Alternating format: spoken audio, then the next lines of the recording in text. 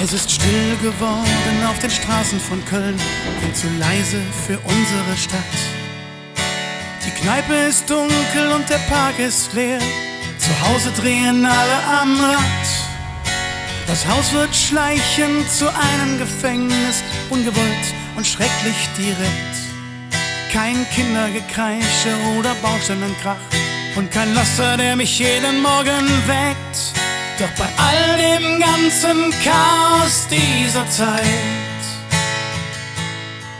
sind die guten Geister niemals allzu weit. An alle da draußen, können wir uns hören, an alle, die jetzt noch schuften und schreien.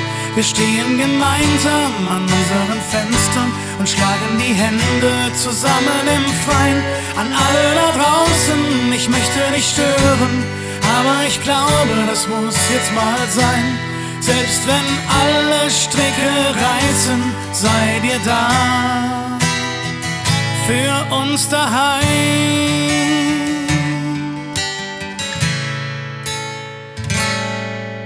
Im Haus, wo wir wohnen, wird es langsam zu eng. Das Klopapier zieht neben uns ein. Zwischen Hoffnung und Bangen liegen heute noch Welten. Keiner ahnt, was wird morgen wohl sein. So mancher freundliche Geist mutiert zum riesigen Arsch, begrenzt auf seine eigene Welt.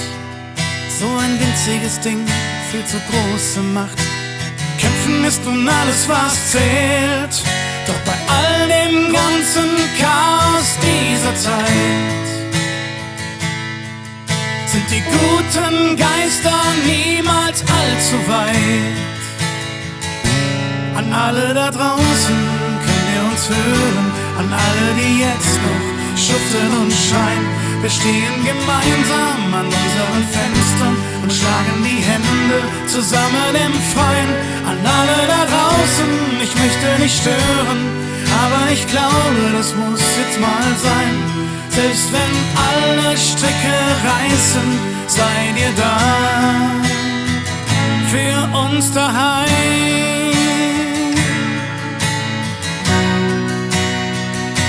An alle da draußen, könnt ihr uns hören, an alle, die jetzt noch schuften und schreien.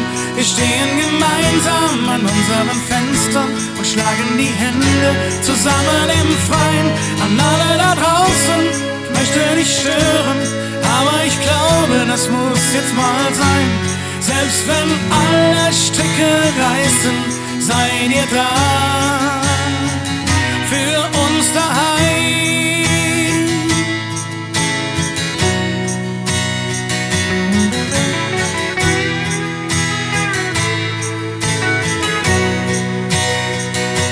Selbst wenn alle Stricke reißen, seid ihr da für uns daheim.